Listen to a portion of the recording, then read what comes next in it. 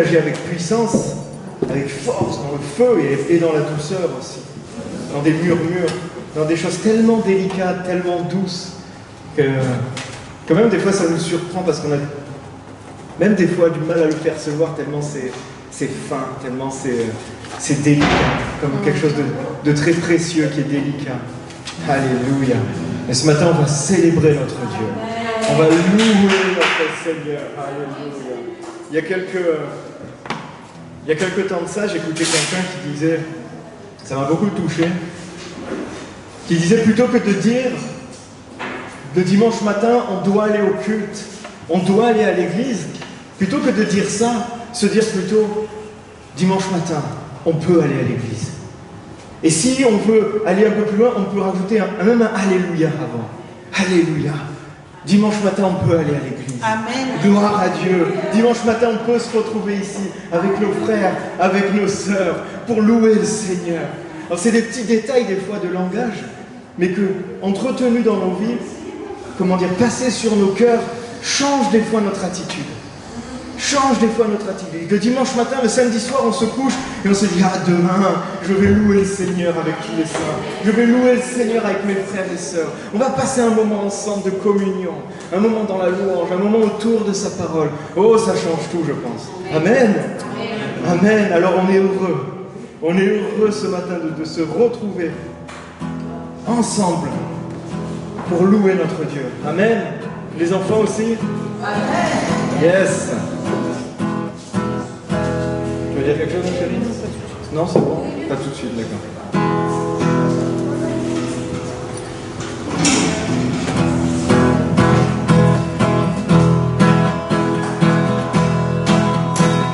Alors, mon Dieu est très grand. Mon Dieu est très grand.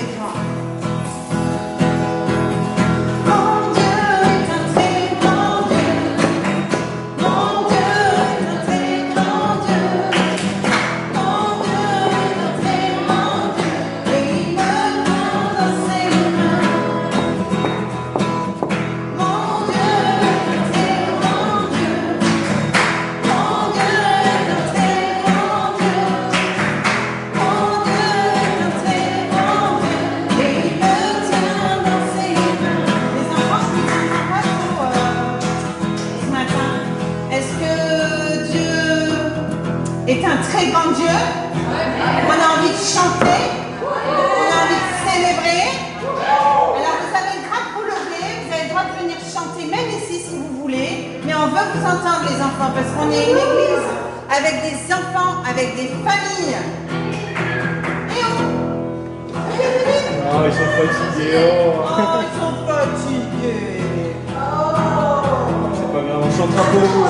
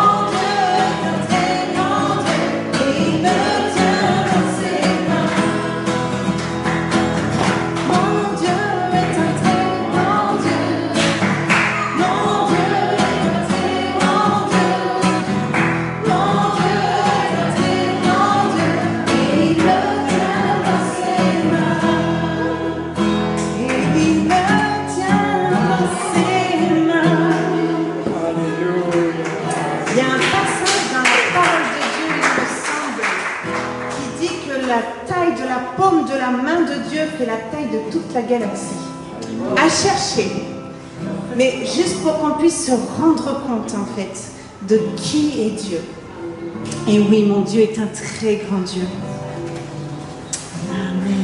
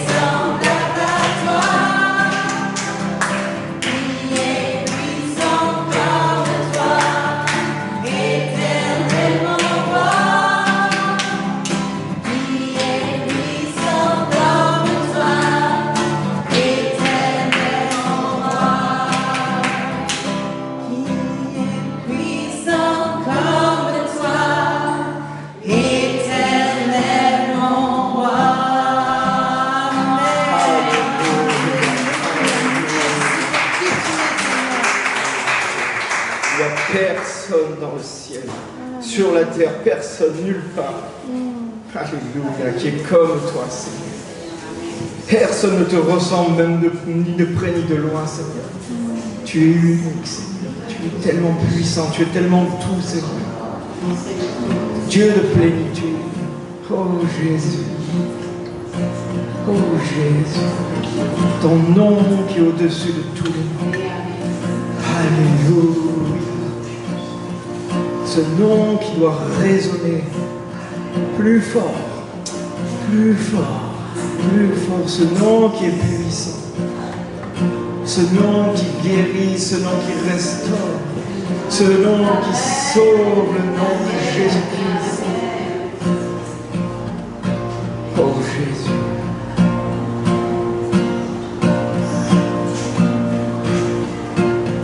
Que ton nom résonne en ce lieu. Que ton nom résonne en ce lieu. Oh, mais qu'il résonne en ce lieu, alléluia. Que ton nom résonne en ce lieu. Jésus, Jésus, que ton nom résonne en ce lieu. Que ton nom résonne, Seigneur. Que ton nom résonne en ce lieu. Que ton nom résonne en ce lieu. Que ton nom résonne en ce lieu. Jésus, Jésus.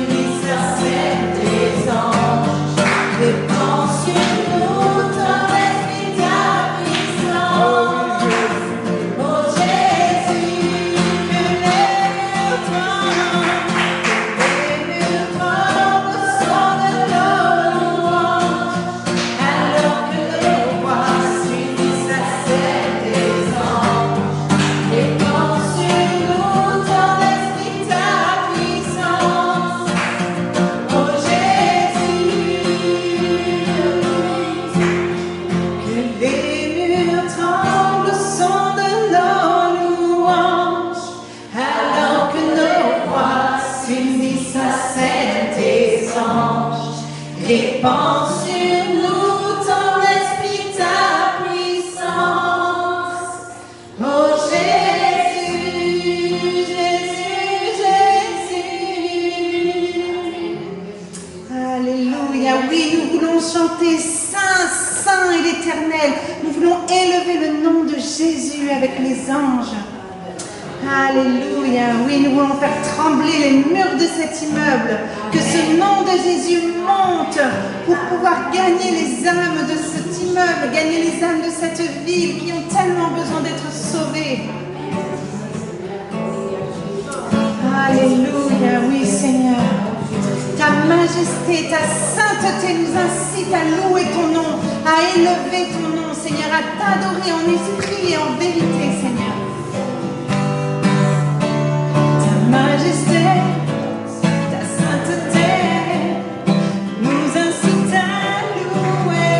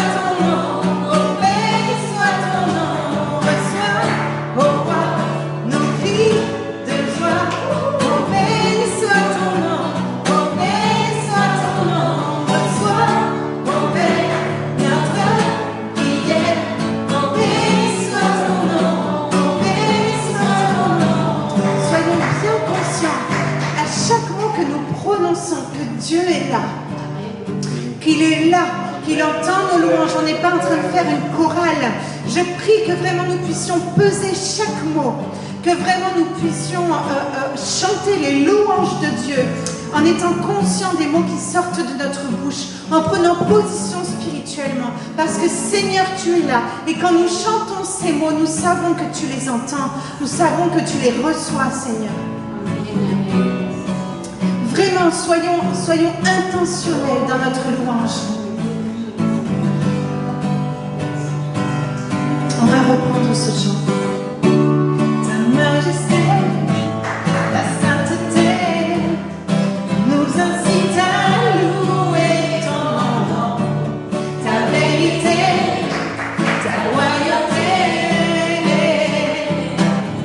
Oh, béni soit ton nom, ta création, tes décisions démontrent combien tu es bon. Et d'un seul cœur, te chantons. Reçois, ô roi, nos cris de joie. Oh, béni soit ton nom, oh, béni soit ton nom. Reçois, ô Père, notre prière. Oh, béni soit ton nom, oh, béni soit ton nom. Reçois, ô roi, nos cris de joie. Oh, béni soit ton nom, oh, béni soit ton nom. Reçois, ô Père, notre prière. Oh, béni soit ton nom, oh, béni soit ton nom.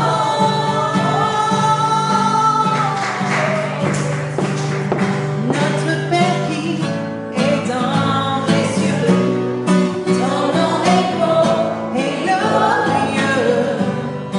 Reçois nos cœurs et nos pensées, notre amour pour l'éternité.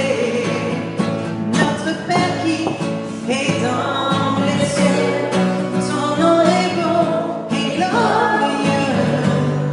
Reçois nos cœurs et nos pensées, notre amour pour l'éternité. Reçois, ô roi, nos cris de joie. Oh, béni soit ton nom, oh, béni soit ton nom. Reçois, ô Père, notre prière. Oh, béni soit ton nom, oh, béni soit ton nom. Reçois, ô roi, nos cris de joie. Oh, béni soit ton nom, oh, béni soit ton nom. Reçois, ô Père, notre prière. Oh, béni soit ton nom,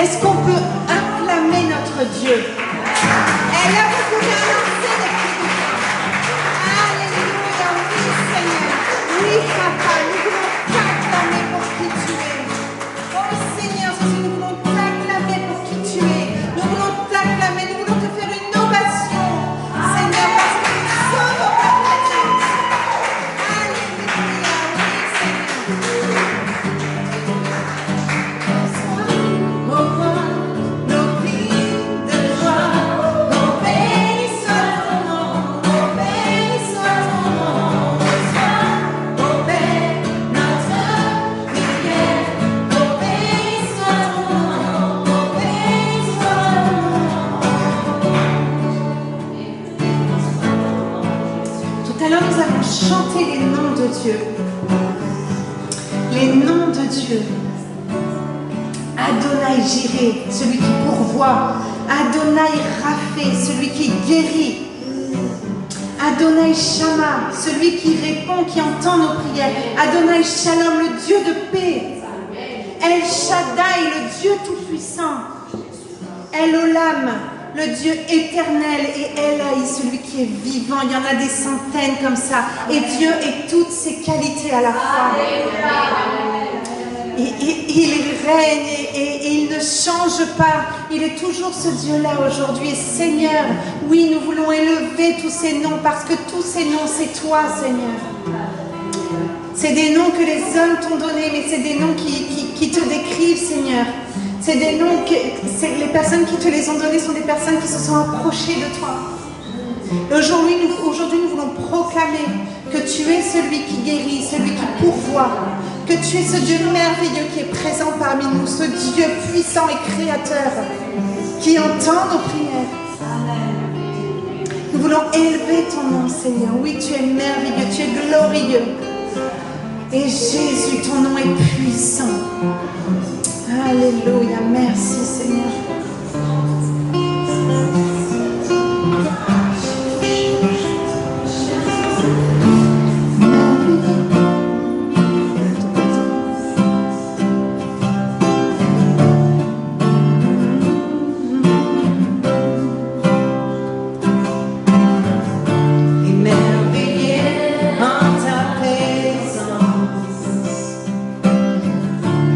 Rien ne t'est impossible.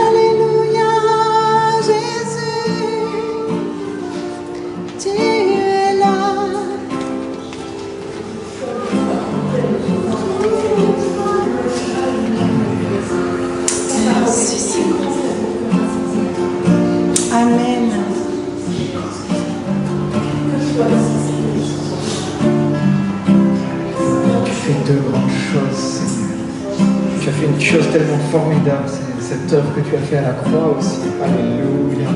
Et on veut s'en rappeler ce matin. On va prendre ce temps de communion, on va prendre ce temps de sincèrement à ta vie. Tu peux le nommer un peu comme tu veux. Ainsi, c'est qu'on sait ce qu'on fait. On va, Nathalie et Eric, nous guider pour ce moment. Alléluia.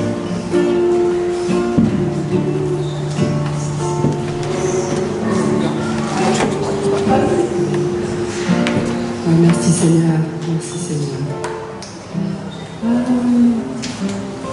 Seigneur me rappelait que nous sommes invités à la table du Seigneur. Nous sommes invités à la table du Seigneur. On reconnaît tous dans Psaume 23, je mets devant vous une table, alors en français, vite. Je dresse une table devant toi. Et en face de tes adversaires, et tu vas moindre ma tête d'huile, et ma coupe déborde de joie. Voilà, on connaît tout ça, et pour moi le psaume 23, c'est le carton d'invitation à la table du Seigneur. Et la question qui se pose, c'est, allons-nous accepter cette invitation? Parfois on reçoit des invitations, et vite on décachette l'enveloppe, et on se dit, waouh, j'ai une invitation, et j'y vais. Et puis parfois on se dit, oh non, ça c'est une invitation, je passe mon tour. Et donc ce matin, voilà, nous sommes invités à la table du Seigneur. C'est une table dressée par le Seigneur. C'est une table où il nous met en face de nos ennemis, de nos adversaires. Cette même table où il va verser son huile de protection sur nos têtes.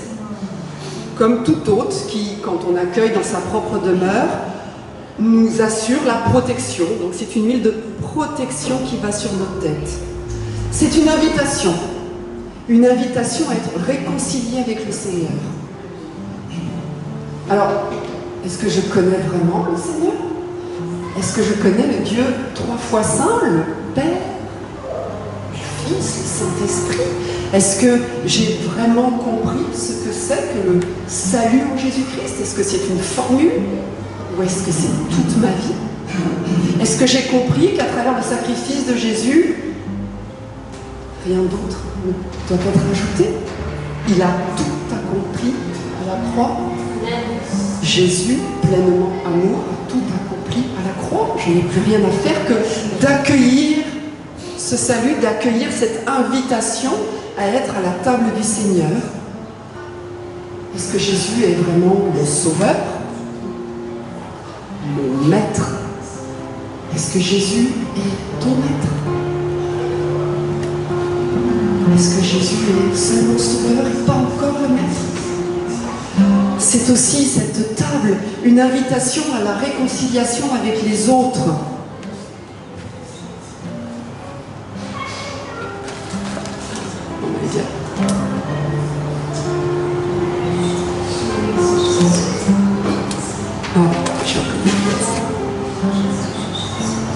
C'est une invitation à la réconciliation avec les autres, autant que cela dépend de toi, sois réconcilié avec tous les hommes.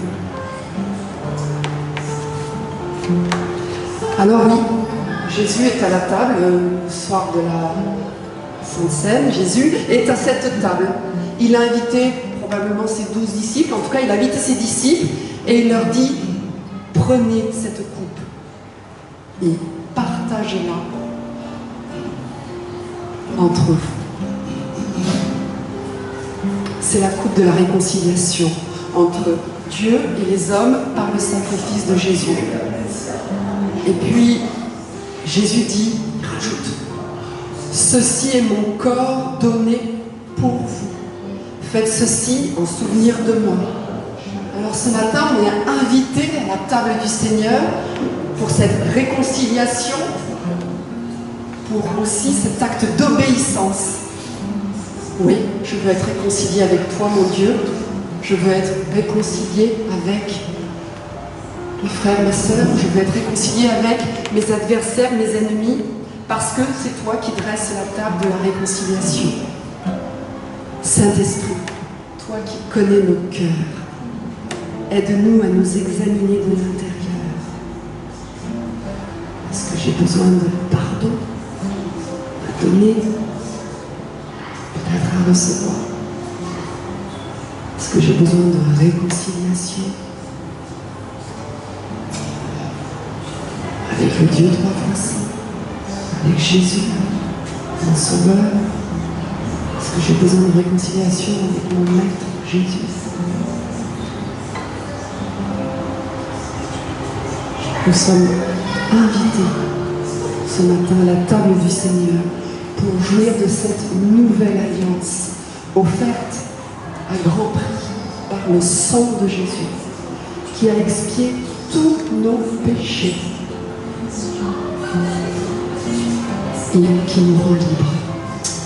Prenons un temps pour nous examiner et savoir si on accepte cette invitation, si on court la table de l'hôte, ou si on a des choses à lui dire avant.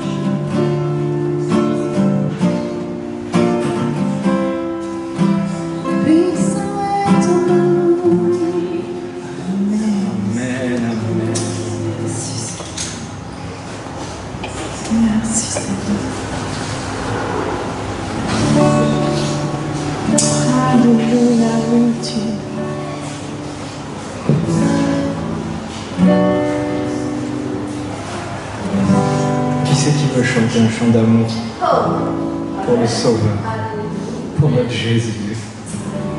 Alléluia.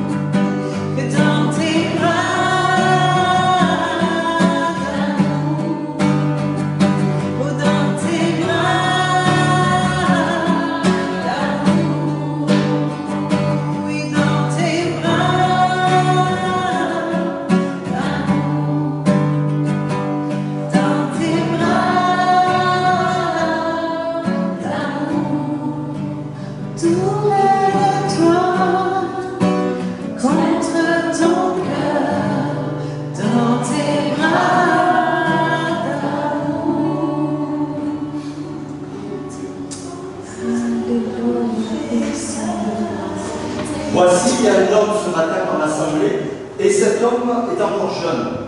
Et cet homme cherche véritablement, réellement Dieu, mais il le cherche mal. Il le cherche avec son intelligence, il le cherche avec ses pensées, il le cherche avec son psychique, il le cherche avec son cerveau. Et Dieu aime cet homme, et il veut lui parler ce matin et lui dire, mon fils, Dieu est esprit, et il faut que ceux qui l'adorent en esprit et en vérité. Le Seigneur, c'est l'esprit. Faites en tout temps par l'esprit. Marchez par l'esprit et vous n'accomplirez pas. Dieu t'encourage ce matin à lui demander un esprit de sagesse et de révélation dans sa connaissance.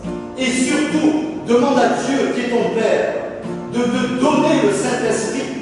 Parce que Dieu donne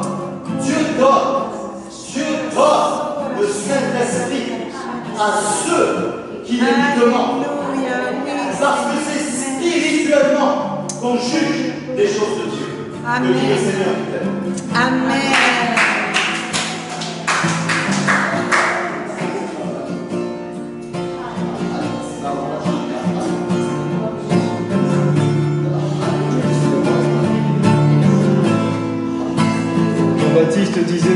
baptise d'eau, mais viendra celui qui baptisera de l'Esprit, Yeshua, Jésus.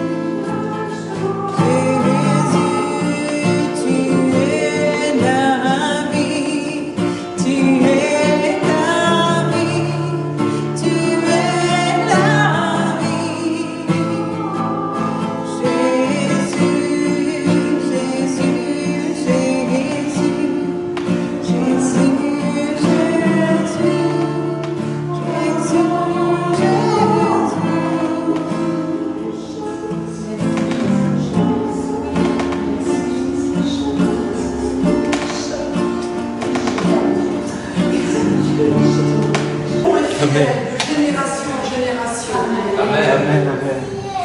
Il est bon parce qu'il sait quand on a besoin des fois d'encouragement.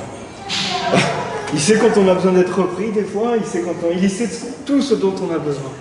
Et merci pour votre écoute fidèle, pour votre sensibilité à l'esprit. Merci d'être guidé par ce Saint-Esprit qui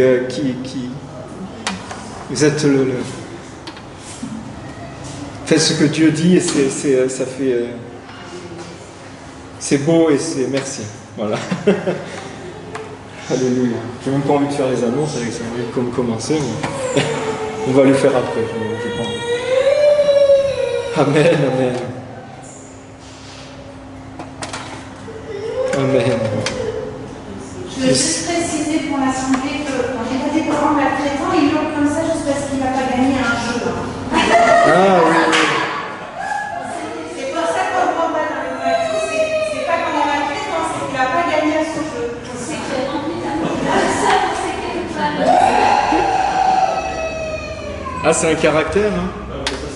C'est un caractère, hein. Quand on priait, on a toujours prié pour le prénom de nos enfants et Noé, c'est le consolateur, c'est celui qui console. Des fois, il attise un peu la colère de son frère, mais il a cet esprit comme ça, où il est sensible aux gens, sensible à l'état d'être, enfin à l'état de cœur des gens. Et quand on attendait Eliot, c'était Élie, puissant, le Seigneur est mon Dieu, l'Élie qui affirme, le puissant homme de Dieu, qui avait un sacré caractère aussi. Et des fois, je dis, on aurait dû l'appeler douceur plutôt, non? Il n'y a pas un mot qui signifie douceur dans la Bible, ou obéissance. Mais gloire à Dieu. Lui aussi, il est en train d'être façonné, comme chacun d'entre nous aussi. Alléluia. Merci Seigneur pour ces temps de louange, pour ces temps de célébration où on est ensemble. Pour dire combien tu es grand, combien tu es bon, Seigneur. Oui, Seigneur, on a besoin de t'adorer, Seigneur, de chanter tes louanges, de rentrer dans cette adoration profonde de qui tu es, Seigneur. Merci pour cette parole, Seigneur, que tu déposes en chacun d'entre nous, pour cette parole que tu proclames, Seigneur. Merci parce que cette parole est la vérité. Cette parole est pure. Cette parole n'a aucune erreur. Nous te bénissons, Seigneur, de ce que tu vas encore faire ce matin. De tous les changements encore, Seigneur. Nous te bénissons parce que ce matin, nous ressortirons de cet endroit différent. Nous ne ressortirons pas de cet endroit le même qu'on est arrivé ce matin. Alléluia. Merci, Seigneur, parce qu'à 10h, on est arrivé d'une telle façon et à midi, on ressortira meilleur. Avec plus de connaissances de toi, plus de révélations, parce que c'est ton esprit qui nous transmet toutes ces choses. Merci Seigneur, on te bénit dans le nom de Jésus. Amen, amen, amen. Amen, gloire à Dieu. Dans la semaine, après le message de la semaine dernière, développer la crainte de Dieu, qui était un message pour moi qui m'a beaucoup édifié aussi. Quand on travaille des messages comme ça, on trouve des fois des choses auxquelles on ne s'attendait pas. Et comme je l'avais dit au groupe de maison, je n'avais pas réalisé à quel point Dieu bénissait et la bénédiction était liée à la crainte de Dieu. Et à quel point quand on avait la crainte de Dieu, on était sous les ailes protectrices de Dieu. Et c'est vraiment puissant parce qu'il y a beaucoup de versets qui parlent de ça. Et c'est un message qui m'a beaucoup parlé, qui m'a beaucoup fait travailler. Et c'est marrant parce que j'ai eu des échos dans la semaine justement sur cette parole de Jésus qui dit plutôt que ne craignez pas ceux qui peuvent tuer la chair, craignez plutôt Dieu, celui qui a la capacité, qui peut jeter dans le feu éternel. Mais ne craignez pas tout le reste. Et si on craint Dieu, on ne craint plus rien. Et ça, c'était un peu la parole centrale. Mais des fois, elle est difficile à mettre en œuvre, parce que quand on commence à comprendre ça, c'est bien, et après, on commence à l'expérimenter. Et j'écoutais des informations, alors j'aime plus écouter trop BFM et les trucs de chaîne, mais sur YouTube, des fois, il y a des gars qui font des relais d'informations que j'aime bien. Ils ont leur filtre, ils ont leur façon de voir, mais je trouve ça des fois un peu plus honnête que des grandes chaînes de télévision. Et donc du coup, j'écoute des fois ces personnes. Mais quand même, il y a des trucs qu'on nous balance à longueur de journée. C'est-à-dire, il y a cet événement-là. C'est-à-dire, il y a eu ça qui a été fait à tel endroit du monde, doit-on craindre quelque chose? Et on nous met ça dans la tête. Est-ce qu'on doit craindre ça? Doit-on avoir peur? Alors après, ils te disent oui ou non. Et là, dans mon esprit, j'écoutais ça, je fais, mais mon coco, c'est pas toi qui me dis quoi craindre, de quoi avoir peur. C'est pas toi qui vas me dire, est-ce que je peux avoir peur de ça, est-ce que je dois craindre ou ne pas craindre ça? Non, c'est moi, je crains Dieu seulement. Et je veux craindre Dieu seulement. Et c'est pas une personne sur YouTube, dans un média, ou quelqu'un qui me... Parce que c'est rabâché. Et on commence des fois à être influencé comme ça. Et doit-on craindre ça? Alors, l'inflation explose, doit-on craindre ça? Non, je crains Dieu, tout simplement. Je crains Dieu. C'est pas à personne à vous dicter qui vous devez craindre. Amen. Amen. Ça, c'est la parole en application. En ce matin, c'est un peu une continuité, en fait, tous ces messages que je médite, que je reçois. Et ce matin, j'avais vraiment à cœur. Et c'est un thème qui me travaille depuis un moment, depuis plusieurs semaines, voire mois. C'est le temple du Saint-Esprit. Ce matin, je voudrais vous parler justement de cette parole que l'apôtre Paul a dit à l'église de Corinthe. Alors, je suis désolé, j'ai pas mis le... Fabiola, je suis désolé, j'ai pas envoyé les trucs. J'ai fini très très tard hier soir et du coup, j'ai capoté au bout d'un moment. Mais à l'église de Corinthe, l'apôtre Paul disait justement dans 1 Corinthiens 6 au verset 19, il dit « Ne le savez-vous pas? Votre corps est le temple du Saint-Esprit qui est en vous et que vous avez reçu de Dieu. Vous ne vous appartenez pas vous-même. » Et cette parole tournait dans mon esprit depuis plusieurs semaines, depuis plusieurs mois. Elle tournait. Ne le savez-vous pas? Vous êtes le temple du Saint-Esprit. Vous êtes le temple du Saint-Esprit. Vous avez reçu, l'Esprit que vous avez reçu de Dieu. Vous ne vous apportez pas vous-même. Vous appartenez à Dieu. Alors quand Paul a dit ça, on va un peu voir le contexte. Quand Paul a dit ça à l'église de Corinthe, il faisait ça qu'il y avait beaucoup de choses à remettre en place. Si on étudie un peu cet épître aux Corinthiens, c'était un peu le bazar. Il avait à ses yeux, à ses oreilles, Paul avait entendu pas mal de choses qui n'étaient pas saines. Et il devait remettre des choses, recadrer des choses. Il devait recadrer certaines choses dans cette église, et notamment le fait qu'il prenait certaines choses à la légère, alors que Paul les considérait comme des péchés graves. Il disait, oh ça c'est pas grave, et Paul disait, non, soyez un peu plus dur avec certains péchés, avec certaines pratiques, ça ne doit pas être dans l'église ce genre de choses. Et notamment, moi ce que j'ai synthétisé un peu là-dedans, c'est notamment dans le domaine charnel. Ils avaient un problème dans le domaine charnel. On constate que l'église de Corinthe avait des problèmes car beaucoup de membres de son église étaient encore très charnels. Et on peut lire ça dans le Corinthiens 3 au verset 1. Paul dit, pour ma part, frères et sœurs, je n'ai pas pu vous parler comme à des personnes dirigées par l'esprit, mais comme à des personnes dirigées par leur propre nature, comme à des petits enfants en Christ. Je vous ai donné du lait et non de la nourriture solide, car vous ne pouviez pas la supporter. D'ailleurs, même maintenant, vous ne le pouvez pas, parce que vous êtes encore animés par votre nature. En effet, puisqu'il y a parmi vous des jalousies, des disputes et des divisions, n'êtes-vous pas dirigés par votre propre nature et ne vous conduisez pas d'une manière toute humaine? Alors ça, c'était ce que Paul constatait. Il y a une chose qu'on doit faire attention dans l'Église. Il y a une chose qu'on doit faire attention, et c'est tellement facile de revenir à des choses charnelles. C'est tellement facile de revenir à notre propre nature. Petit à petit, on se laisse petit à petit dirigé par des choses très charnelles, très naturelles, par notre ancienne nature. Alors gloire à Dieu, je ne parle pas de ça parce que j'ai décerné ça dans l'Église, que ce soit bien clair. C'est une compréhension, mais c'est un avertissement aussi. C'est un avertissement aussi en tant que corps à ce qu'on veille à être dirigé par l'esprit et non par la chair, et non par ce côté charnel. On voit les conséquences d'une telle église qui est dirigée par la chair. Paul, il le constate, il dit, vous êtes dirigés d'une manière humaine, pourquoi? Parce qu'au milieu de vous, il y a des jalousies, il y a des disputes, il y a des querelles, il y a tout un tas de choses. Donc ce n'est pas une supposition, c'est une constatation. Il voyait ça. Alors pour éviter ça, on ne veut pas dans une église développer de la jalousie, développer de l'amertume, des choses mauvaises. Des fois on le fait parce qu'on est maladroit. Et après on doit revenir derrière, et des fois il y a des pots cassés, et c'est malheureux. Mais c'est parce que des fois, souvent, on est dirigé justement de ce côté charnel. On est dirigé avec ce côté charnel. Et ça a des conséquences graves. Petit à petit, si on ne traite pas ça, si on n'est pas garant de ça, ça peut aller loin. Ça peut avoir des grosses conséquences. Et une église charnelle, non seulement elle commet des choses qui ne sont pas saines, qui ne sont pas bonnes, mais petit à petit, elle n'arrive même plus à recevoir les choses de l'esprit. Elle n'arrive plus à recevoir les choses de l'esprit car elle n'est plus dirigée par l'esprit. C'est quand même ballot pour une église. C'est triste, mais pourtant ça arrive.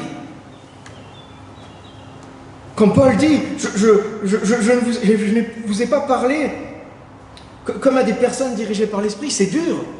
C'est-à-dire que Paul avait quelque chose du Saint-Esprit puissant qui n'a pas pu transmettre parce qu'il y avait ce côté charnel. Et ça, c'est dommage. C'est ballot, comme on dit. Mais on ne veut pas de ça parmi nous. Amen. Flotte d'eau vive. Veillons ensemble, à être une église dirigée par le Saint-Esprit.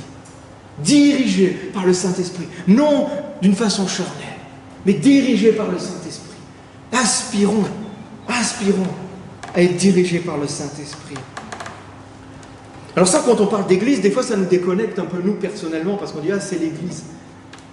Mais c'est applicable aussi dans nos vies personnelles, car ceux qui font l'église, ce sont les membres. Sans les membres, l'église, ce n'est pas le bâtiment, l'église, ce n'est pas une cathédrale, ce n'est pas un temple. On le répète et on le répète, mais des fois c'est dur de... On le comprend intellectuellement, mais des fois dans le cœur, c'est dur de vraiment de le saisir. L'église, ce sont les membres. Et si ces membres sont guidés par le Saint-Esprit, alors l'église est guidée par le Saint-Esprit. Ensemble. Amen. Amen. Et les gens qui viendront ici de façon charnelle découvriront la direction du Saint-Esprit et à leur tour seront guidés par l'Esprit. Alléluia. Alléluia. Ça c'est l'église. L'église guidée par le Saint-Esprit. Ensemble, comme une communauté. On cherche ensemble le Saint-Esprit. On est guidé par le Saint-Esprit. Et si dans nos vies, parfois, on a ces moments où on stagne, où on n'arrive pas on voit qu'on n'arrive pas à capter des choses que d'autres captent, par exemple. Ça peut arriver. Des fois, on voit certaines personnes, ils reçoivent des révélations, ils captent des choses de la parole de Dieu, qui mettent en application, ça produit des fruits, et nous, on est à côté, et on se dit, mais punaise, j'ai écouté la même chose pourtant, et je ne le capte pas, et j'y arrive pas, et il y a quelque chose qui bloque. Ça, je sais pas, moi ça m'arrive des fois, ça m'est arrivé, non? Ça vous arrive aussi peut-être? Ouais. Amen, ça, je ne suis pas tout seul, vous ne me laissez pas tout seul. Ça, je dis, sinon j'ai un problème en solo. Non, souvent on a les mêmes problèmes et les mêmes luttes. Hein. C'est ça qui est bon aussi. On n'arrive pas à digérer une nourriture dense. On ne fait que prendre du petit lait, et on stagne. On n'arrive pas aussi à se débarrasser de certains péchés, de certains mauvais comportements qui reviennent toujours dans nos vies. Et qu'on culpabilise après d'avoir fait. Et ça tourne en boucle, et les années passent, les décennies passent, et ça tourne en boucle. Quand je méditais là-dessus, justement, c'était ça qui sautait à mes yeux. S'il se passe des fois ces choses-là dans nos vies, et ça se passe, parce qu'on est en chemin, c'est peut-être qu'il y a encore des endroits, des moments, des choses dans nos vies où c'est la chair et notre propre nature qui dirigent, et pas le Saint-Esprit. Et quand c'est notre chair et notre nature qui dirigent, eh bien on tourne en rond. On n'arrive pas à attraper les choses qu'on voudrait attraper. On n'arrive pas à se débarrasser des choses qu'on veut se débarrasser. Parce qu'on est dirigé par notre nature. On est dirigé par notre charnel, nos émotions, nos sentiments primaires. Et ça, c'est des choses clés. Ça nous avait été rappelé la dernière fois, quand il y avait les couples buis qui sont venus. Arrêtons de vouloir nous battre contre le péché. En disant, je dois arrêter ceci, je dois arrêter cela. Je ne dis pas qu'on doit être pas dur contre le péché et laisser tout faire, c'est pas ça. Mais des fois, on veut se battre contre le péché et finalement, on se met dans une lutte et on lutte avec nos propres forces. Et nous-mêmes, on se dit, je vais arrêter ça. Oh, je me convainc moi-même, je vais arrêter ça. Et on essaye de bâtir de quelque chose par la chair. Ce qui est bâti par la chair devra se maintenir par la chair, et la chair est faible. Mais ce qui est bâti par l'esprit, c'est l'esprit qui le conduit et qui le bâtit, et l'esprit est illimité. Alors bâtissons les choses par l'esprit et non par la chair. Parce que si tu bâtis les choses par la chair, tu devras les maintenir par la chair. Et désolé, je prophétise, tu ne vas pas y arriver. C'est pas possible. Au moment où ça va craquer, et là tu vas dire, oh Seigneur, pardonne-moi, et là on va... Non! Laisse-toi diriger par le Saint-Esprit, et c'est lui qui va faire sortir tout ça. C'est lui qui va te faire capter les choses de Dieu. Amen. Amen. Tu ne peux pas te changer toi-même. On ne peut pas se changer nous-mêmes. C'est impossible. J'ai entendu une étude, quelqu'un qui relatait une étude américaine. Les Américains, ils sont bien, ils font plein d'études. On utilise ça. Bon, je ne sais pas ce que ça vaut, mais je trouve que c'est pas mal. Que pour changer 5% de ton caractère, pour te changer 5% toi-même, si tu mettais toute ta force dedans, ça mettait 70 ans. 70 ans, toute une vie de se serrer comme ça, de se contraindre, de maintenir les choses par la chair, de se fatiguer pour changer 5%. Et ça n'en vaut pas la peine. Hein. Moi je dis pour 5%, ben tant pis. Hein. Alléluia, parce que c'est l'esprit qui change le caractère. L'esprit de Dieu qui change le caractère, qui façonne nos vies. Alléluia. Arrêtons de vouloir lutter nous-mêmes contre le péché. Arrêtons de vouloir lutter nous-mêmes contre les choses qui nous agressent. C'est Jésus qui a vaincu la mort, c'est pas toi. C'est Jésus. C'est lui qui est monté à la croix. C'est pas nous de notre propre force, de notre propre intelligence qui avons vaincu la mort. Non, c'est lui. C'est lui qui a vaincu la mort. Jésus a vaincu la mort, alors soumettons donc à lui. Et on pourra résister au diable. Et il fuira loin de nous. Cette parole, on la connaît bien. C'est Jacques 4, verset 7. Il y a un ordre dans cette parole. J'aime bien Jacques parce qu'il est très... Boum. Il va pas par quatre chemins. Paf, paf, paf. Soumettez-vous donc à Dieu. Résistez au diable. Et il fuira loin de vous. Des fois, on veut résister au diable. Pour qu'il fuit loin de nous. Et on oublie de se soumettre à Dieu. Ça ne marche pas. On se soumet à Dieu. On se soumet à Dieu. Se soumettre, ce mot-là utilisé, ça veut dire bien sûr soumission. Cet acte d'être soumis. Alors c'est un mauvais parfum ce mot parce qu'il a été déformé aussi. Mais se soumettre, ça veut aussi dire obéir. Obéissez à Dieu. Se soumettre, ça veut dire aussi, j'aime bien ça, céder à un avertissement ou à un conseil. Écoutez un avertissement, écoutez un conseil. Écoutez Dieu. Résistez au diable. Écoutez Dieu, cédez à Dieu, écoutez ce conseil. Et celui que je préfère là-dedans, c'est disposez-vous sous Dieu. Disposez-vous sous Jésus. Et là, le péché il partira. Et là, le diable il sera écarté, enlevé, chassé. J'aime bien ce mot, disposez-vous sous Jésus. Des fois, on dit aussi se cacher en Jésus. Se mettre en lui. C'est ça cette soumission qui est tellement bonne.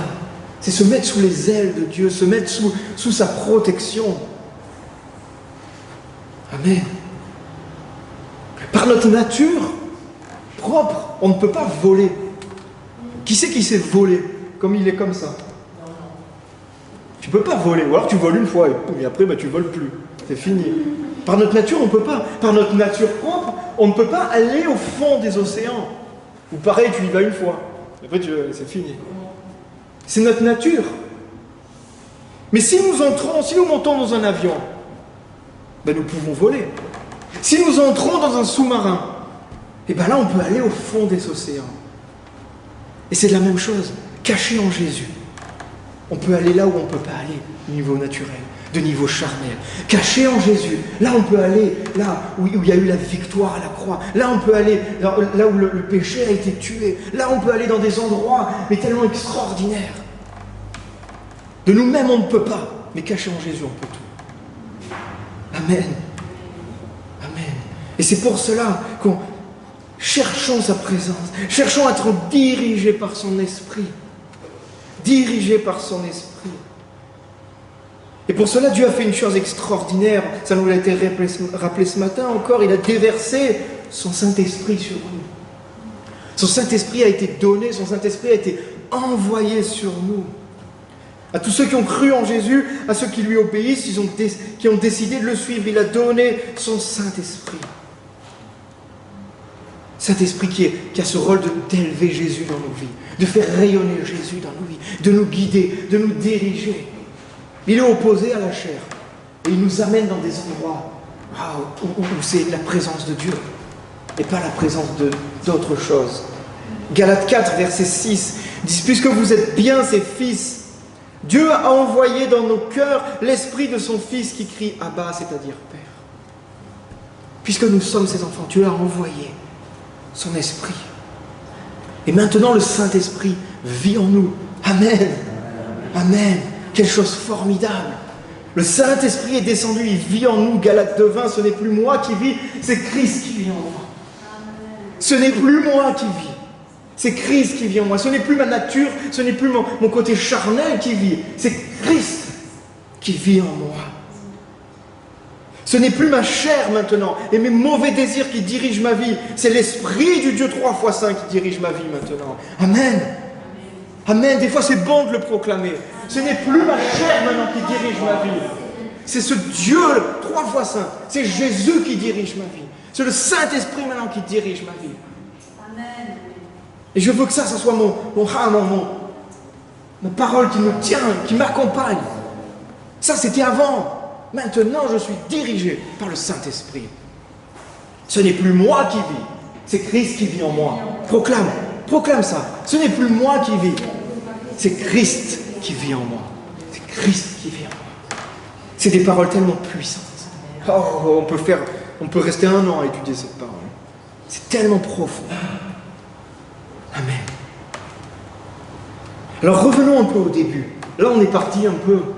On est parti sur le temple de Dieu et là, vous me dites, mais il est où le temple? Un peu parti, tu t'es un peu écarté, Dieu. Pas tant que ça, vous verrez. Revenons au début avec cette parole de Paul. Ne le savez-vous pas, votre corps est le temple du Saint-Esprit. Votre corps est le temple du Saint-Esprit. Des fois, cette parole, à chaque fois que je l'entends, qu'on l'utilise, c'est pour dire qu'on doit faire attention à notre corps.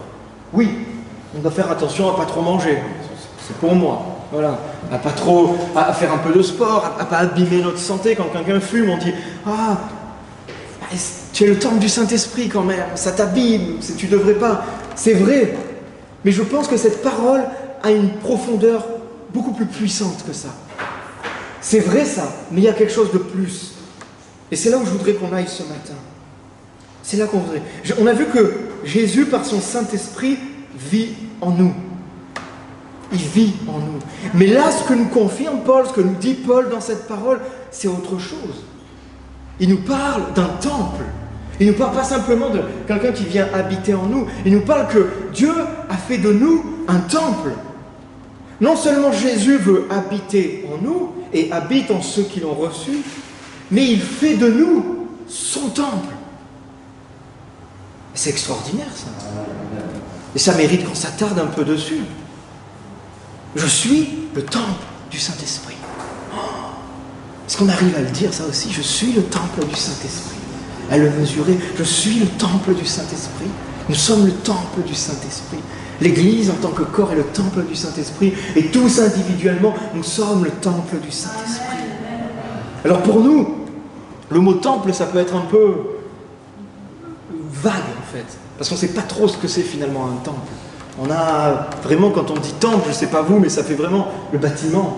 Et le bâtiment plus austère même qu'une église catholique ou même, enfin, c'est pas austère une église catholique, enfin, il y a plein de couleurs des fois, mais le temple ça fait vraiment quelque chose de presque froid en fait. Qu'est-ce que signifie le mot temple pour nous? Enfin moi je sais pas vous, mais des fois c'est bon de revenir sur des mots et de les voir leur signification quand ils ont été dits, parce que ils ont perdu des fois de leur force à force des années. Mais à l'époque, le temple c'était quelque chose. Le temple c'était un sanctuaire, c'était un lieu consacré à Dieu. C'était un lieu saint. On ne touchait pas au temple. Le temple, c'était quelque chose de tellement précieux. C'était quelque chose de tellement fort. C'était le lieu où Dieu a manifesté sa présence et sa gloire. C'est pas rien. C'est pas rien. C'était quelque chose de très puissant. Dieu envoyait sa puissance dans ce lieu à l'époque. On peut lire le jour de la dédicace, le jour où Salomon a dédicacé, a fait cette consécration du temple qui a été construit. On peut lire ça dans 2 Chroniques 7 au verset 1.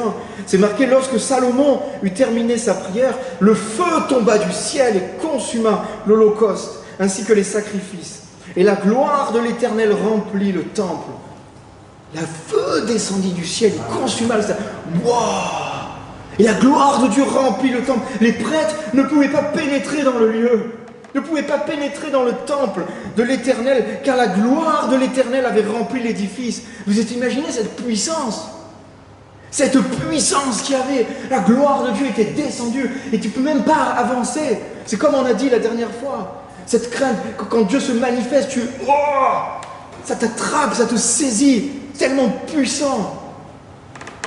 Tous les Israélites virent descendre le feu et la gloire de l'Éternel sur le temple. Ils s'inclinèrent le visage contre la terre, sur les dalles du parvis. Ils se prosternèrent et se mirent à louer l'Éternel en disant: oui, il est bon, oui, son amour est éternel. Amen. C'est pas rien, c'est pas rien ce qui se passait là-dedans. C'est pas rien ce qu'il y avait, la puissance qu'il y avait dans ce lieu. Ce que Dieu déversait dans ce lieu. C'est pas rien ce que ça représentait. C'est puissant, c'est glorieux. Si on voulait prier, on se tournait vers le temple. Si on voulait être pardonné, si on voulait avoir la rédemption, on se tournait vers le temple. On allait faire des sacrifices au temple. Quotidiennement, il y avait des sacrifices, il y avait des jours de grands sacrifices. C'était un lieu où ça vivait. Ça vivait, la présence de Dieu était entretenue, la présence de Dieu était manifestée. Ça, c'était le temple. Je ne sais pas si... J'aime bien, moi, des fois, comme j'essaie de voir comme si j'étais à l'époque, me voir avec les yeux de ces gens qui étaient là, qui voyaient le temple et qui voyaient ces choses. Le temple, c'est quelque chose. On montait au temple, on montait à Jérusalem. Ils venaient de tous les lieux, de toutes les contrées. Ils montaient au Jérusalem, adorer Dieu. Le temple avait quelque chose. C'était puissant. Mais Dieu ne voulait pas en rester là. Parce que quelque part, c'était limité quelque part. C'était limité. Et ce qui est bon de voir aussi, c'est que Dieu a voulu un temple. Parce qu'il n'y a qu'un Dieu. Et il envoie sa présence à un endroit. Avant, les dieux, ils avaient plein de temples. Dieu avait un temple. Il avait le tabernacle au début, ce temple qu'on transportait, et après il y avait le temple de Salomon, ce temple qui était édifié, mais il n'y avait qu'un temple. Et Dieu ne voulait pas en rester là. Car quelque part, c'était incomplet. Et dans son amour, il voulait aller plus loin encore. Alors c'est là où il a décidé d'envoyer Jésus, d'envoyer son Fils. Lui qui a manifesté le royaume de Dieu sur la terre. Car il était pleinement Dieu. Il est venu manifester le royaume. Là où la gloire de Dieu, là où la puissance de Dieu était manifestée dans le temple, Dieu l'a manifesté en Jésus-Christ. Qu'il a fait descendre, qu'il a fait marcher sur cette terre, qu'il a fait devenir semblable à nous. Homme et Dieu. Comme c'est glorieux. Et grâce à Jésus, la présence de Dieu a été répandue sur toute la terre. Grâce à Jésus, la présence de Dieu a été répandue, a été diffusée sur toute la terre, proclamée sur toute la terre. Et Jésus est devenu lui-même le temple. C'est lui qui est devenu le temple. Le temple n'était plus seulement la pierre, n'était plus seulement cet édifice, ce bâtiment. Non, le temple était incarné maintenant. Et c'était ça la volonté de Dieu. C'était que de quelque chose de symbolique quelque part, il vient quelque chose de tellement vivant, de tellement incarné. Jésus a personnifié la signification véritable du temple. C'est vraiment lui qui a donné sa signification véritable. C'est lui maintenant qui représente la présence de Dieu. Jésus est cette parole incarnée. où en lui, il y a toute la plénitude de Dieu. Écoutez-le, c'est mon Fils bien-aimé, en qui j'ai mis toute mon affection, toute ma confiance, tout. Dieu a tout mis, c'est Dieu qui était là, c'est Jésus qui était là. Alors, puisque Jésus est le temple, et que son Église est son corps, elle peut être appelée également le temple. Et si nous sommes les membres de l'Église de Jésus, dans lequel il a déversé son Saint-Esprit, vous faites le rapprochement, nous faisons ainsi des temples du Saint-Esprit, nous, chacun. Vous voyez la façon de procéder de Dieu. Et là, il diffuse. Il diffuse. Dieu part toujours d'un endroit et il multiplie. Parce que Dieu est un Dieu de multiplication. C'est jamais dans le sens inverse, c'est dans le sens de diffusion. Et là, Dieu a diffusé. Avant, il y avait un temple. Maintenant, il y en a des millions. Alléluia. Il y a toujours un seul Dieu. Mais il est manifesté sur toute la terre. Alléluia. À travers ceux qui croient.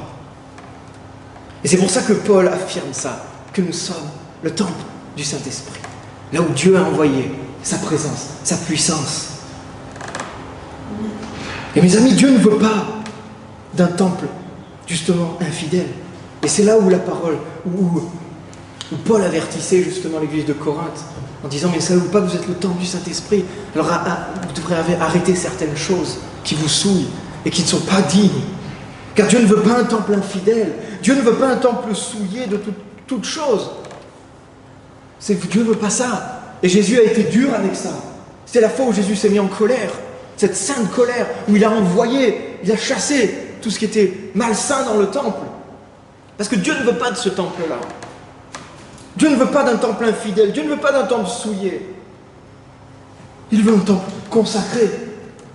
Il veut un temple qui obéit. Il veut un temple fidèle. Parce que le but du temple, c'est quoi? Quel est le but du temple? Quel est le but d'un temple? Le temple est un lieu de culte, est un lieu d'adoration.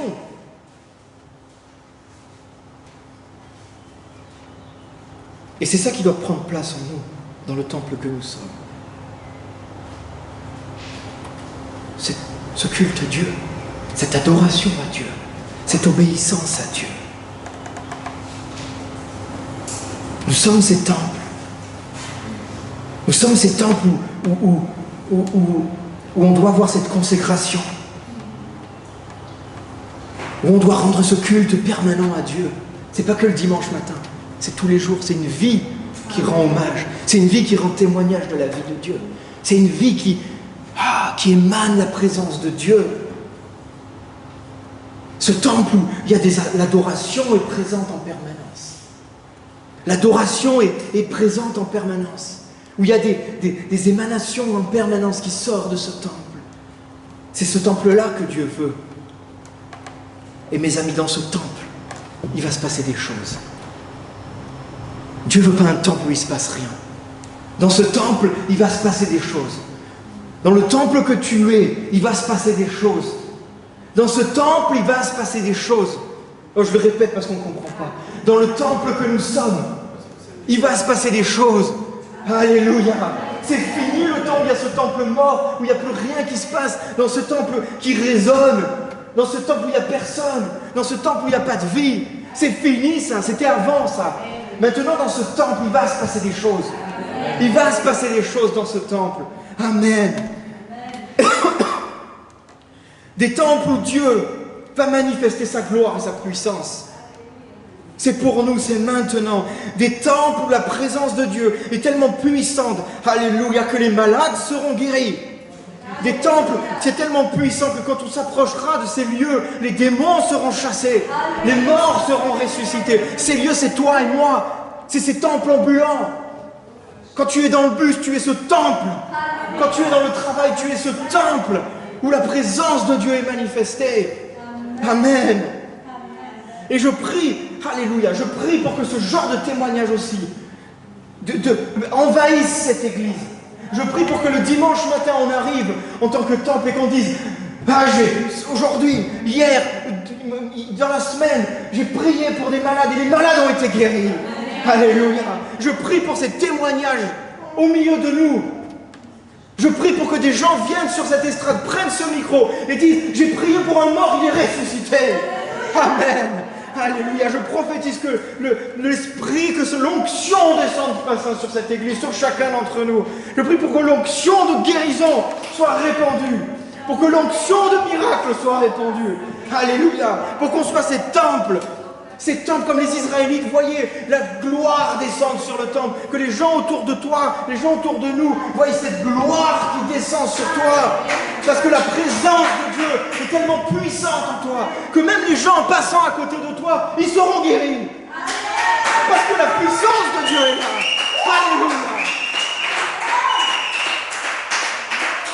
Alléluia. Alléluia. Alléluia. Tu es le temple du Saint-Esprit. Tu es le temple du Saint-Esprit.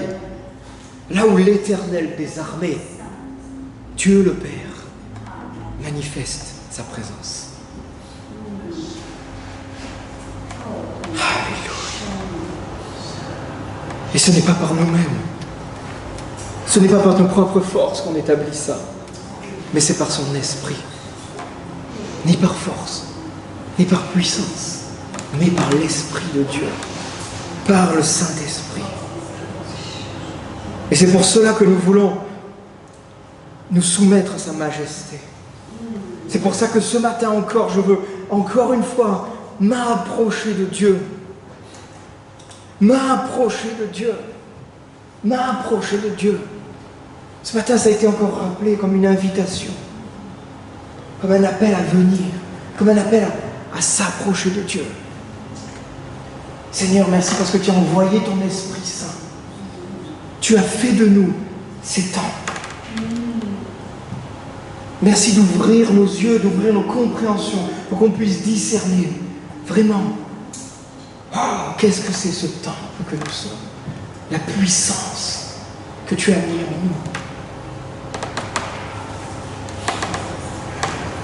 Dans ce Jacques, justement, on lit souvent le verset 7.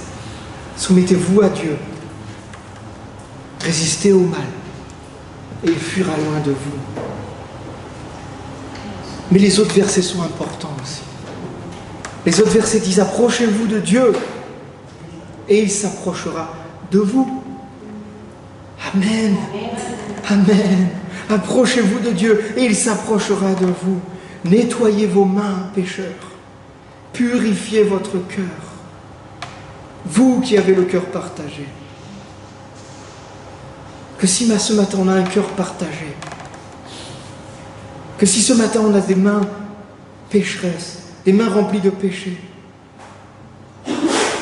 purifiez les cœurs.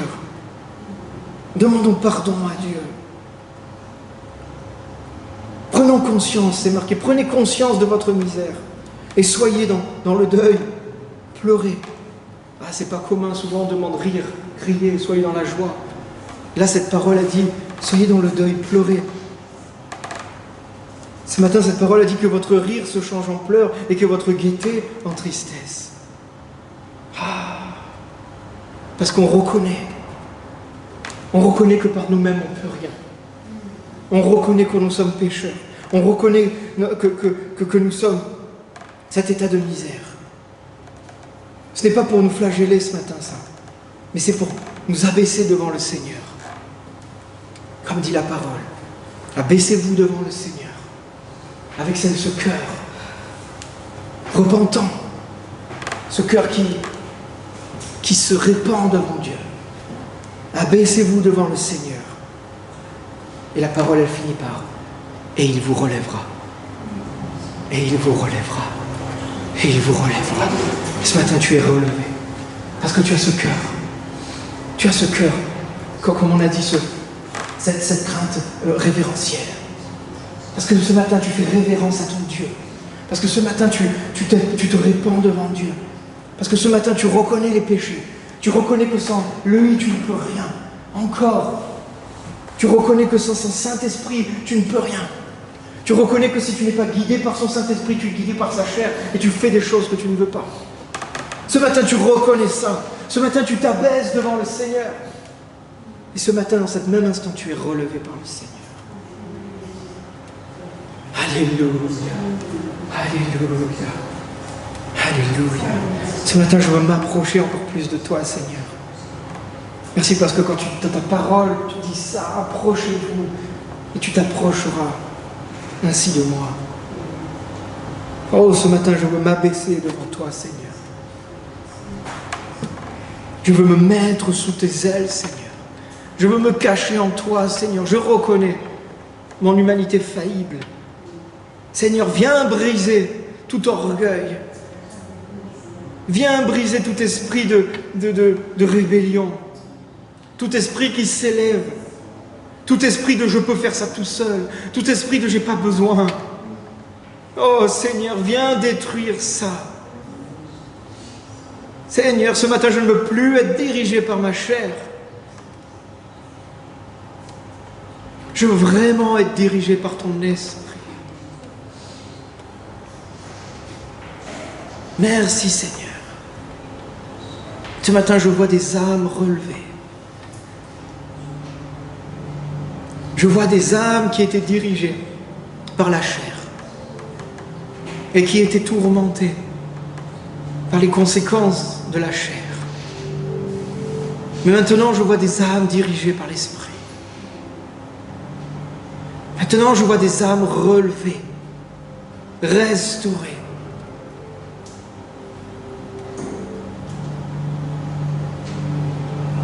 Maintenant, je vois des luttes gagnées. Je vois des combats gagnés. Parce que le choix que tu as fait a été de te soumettre à Dieu. Parce que le choix que tu as fait était d'arrêter de lutter avec tes propres forces. Parce que le choix que tu as fait a été de lâcher prise et de remettre ton sort à Dieu. Parce que tu as fait cette décision. Des problèmes vont être ôtés. Des choses vont être enlevées maintenant. Tu vas découvrir à quel point toi tu ne peux rien. Et tu vas découvrir à quel point Dieu peut tout. Oh Seigneur, je te bénis. Je te bénis pour cet esprit qui navigue au milieu de nous maintenant. Pour cet esprit qui passe dans les cœurs.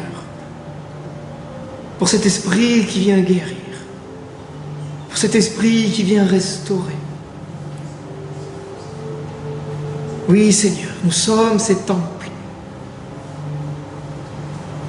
Nous sommes ces temples dédiés à toi. Ces temples consacrés à toi. Jésus, viens.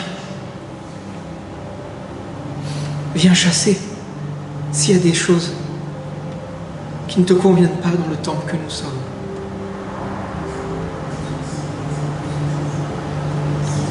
Viens les chasser, Seigneur.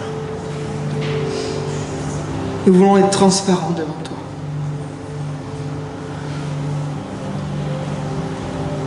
Seigneur, tu vois les choses qui peuvent nous accrocher. Nous ne voulons pas tolérer dans notre temple des choses qui ne sont pas à ta gloire.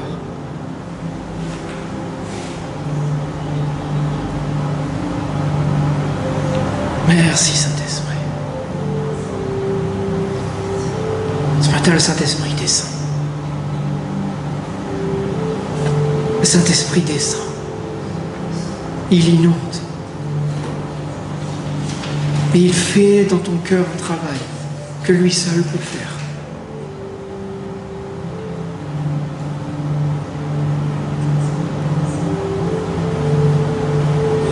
Ce matin, tu reçois le Saint-Esprit.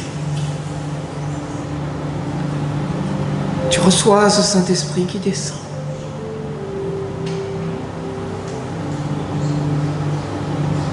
Et il y a des choses qui s'ouvrent. Il y a certaines choses qui s'ouvrent dans ton esprit. Qui s'ouvrent, tu vois des choses différemment. Tu reçois des choses.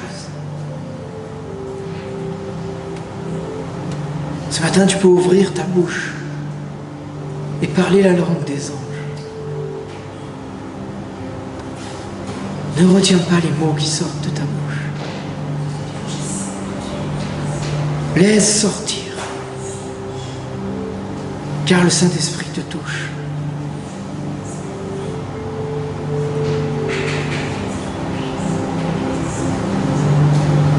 Alléluia.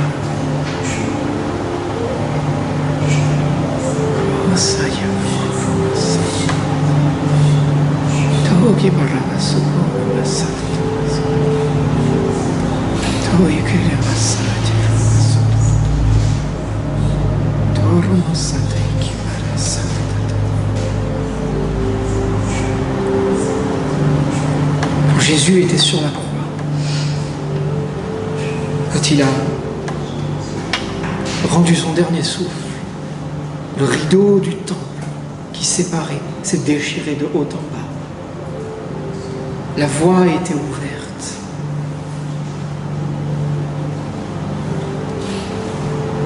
Et dans le temple que nous sommes,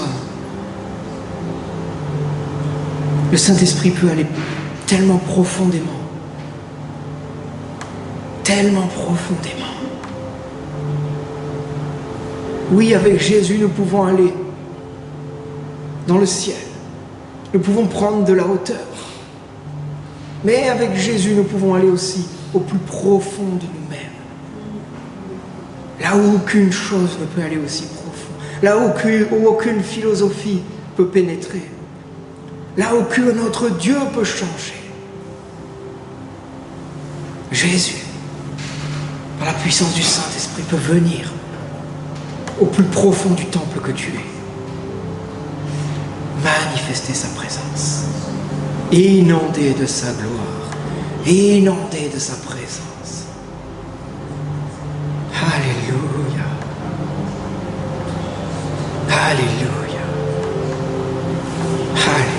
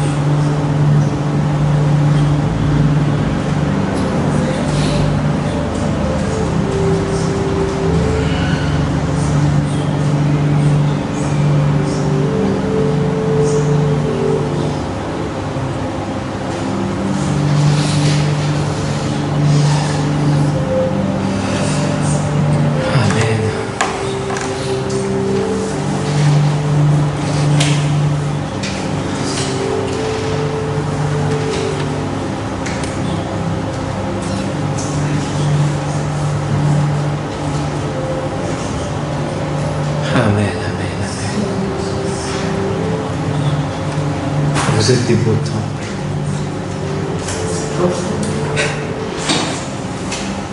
Des fois, c'est bon ces moments aussi. La Bible a dit des moments de célèbre, la pause, où on écoute. Pas besoin de parler tout le temps, des fois. Juste besoin d'écouter. Et de recevoir ce Saint-Esprit qui transforme et qui change les vies.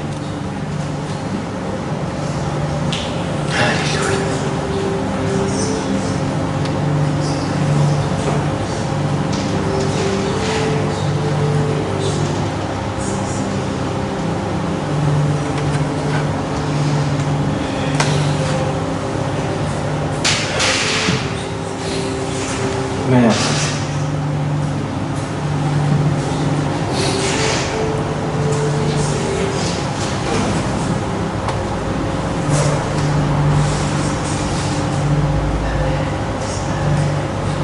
Grandissons avec cette notion, avec cette cette compréhension de cette identité. Non seulement Jésus vit en nous, mais qu'il a fait de nous cet temple. Seulement le Saint-Esprit bouge en nous, dirige nos vies, mais il a fait de nous des temples. Alléluia, alléluia. Il va y avoir des témoignages puissants.